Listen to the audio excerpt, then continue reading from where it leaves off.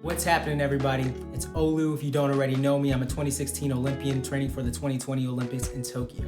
And along my journey, it's my mission to share all of my lessons and details with the people in my life and the community at large. So welcome. If you enjoy what you're about to see, go ahead and leave a like, a comment. If you comment, then I'll be able to answer your questions directly as well, and maybe see what you want me to do in a future video. So without further ado, I'm going to talk today about the injury recovery process for athletes.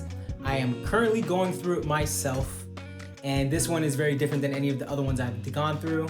So I felt it would be valuable to share, my insights and my experiences.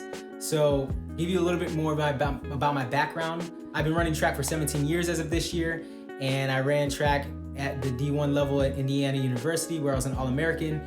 And I also competed in the 2016 Olympic Games representing Nigeria in the triple jump. I'm speaking of this specifically today because I sprained my ankle 2 weeks ago. So this is very different because with the event that I do, the triple jump, I've had small injuries here and there with hamstrings that get sore and all that great stuff. With this ankle sprain, I can only put my weight on one leg. And so that brings me to point number one. When you're going through an injury like this, or any injury for that matter, you've got to listen to your body. You're gonna have a new normal. Your body's gonna have a new set normal for how things are gonna operate.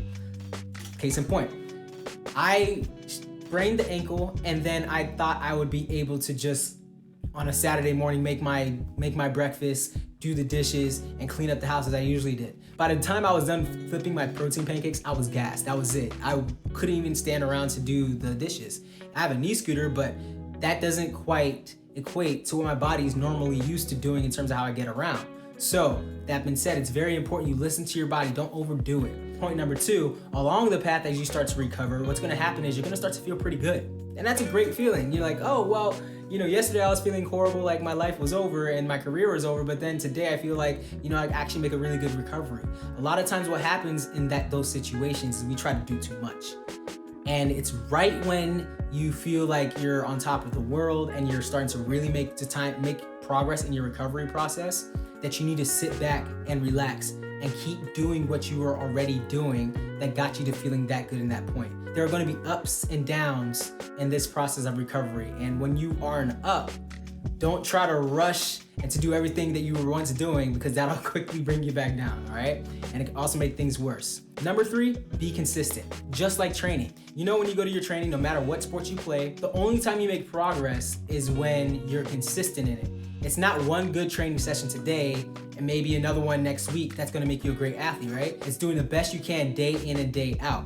So you have to be consistent. Same thing with your recovery. If you need to ice yourself and you need to get a massage at some point or whatever or you need to see your athletic trainer, whatever your modalities of recovery might be, you gotta stay on top of it. You'll be surprised that if you do the little things in between this injury process while you're not training full time, you can actually get back on your feet a lot faster. The whole thing with the recovery process is that your job really is just to create an optimal environment for your body to heal itself.